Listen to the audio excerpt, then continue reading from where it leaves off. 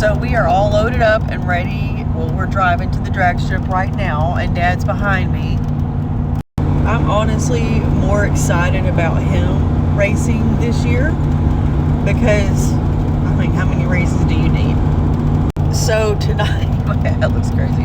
So tonight we test and tune the cars, and I want to just kind of take people on a trip and show you like what we do, I guess. So usually we just have my car, but this year we have two.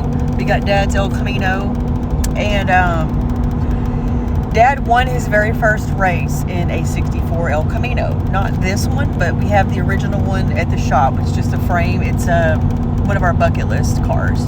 So, you know, if you know Steve Haynes, you know that he is a drag racing fanatic.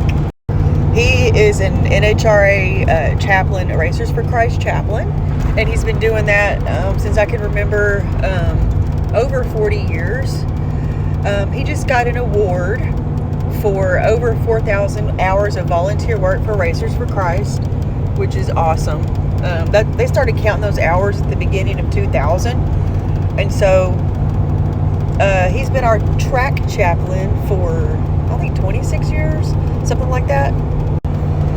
So not a lot of people know what bracket racing is, and it is hard to explain. And let me start off by saying I'm ADHD, and now I'm AU ADHD with a little bit of autism in there, okay?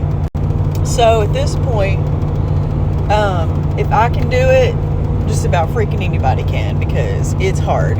It's hard and it's fun, and that's why, because it's challenging. So bracket racing is for people that don't have a whole lot of money to put into a car, unless, I don't know, unless you just want to. But for me, I don't trust myself with a nice paint job and stuff like that out there trying to race. Anyway, it's not a heads-up sport. It's so hard to explain, but I'm gonna do some videos and show people like how you do it and like the method to the madness. I had some friends that came to a race in 2023, childhood friends that I grew up with, and they were like, "Rachel, we have never seen you like that a day in your life. You were so focused," and I ended up winning that night. And we like to talk about wins all the time, but I have lost a lot. Let's not get that twisted. You got to keep on trucking, though. You got to keep showing up. Just show up. You know, we run on a point system, so when you show up, you get 5 points right there. So I grew up going to the NHRA races, mostly Division 4 with Dad and the family. We went to like all the southern tracks pretty much, and Dad, he would get to be a chaplain sometimes. So being ADHD and like knowing that now, and knowing how boring school was, like, I mean, what do you expect? Like, I was going to the drag strip on the weekends, and of course school was boring. Let me tell you something, it's the best thing that's ever happened to me, building this car with Dad, and it saved my life. That little yellow car has saved my life many times.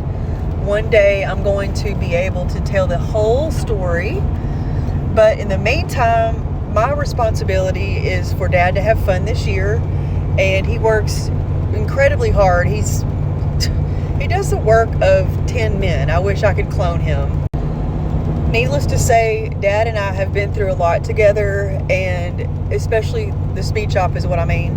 And this is his year to have fun. He's going to be 75 in August.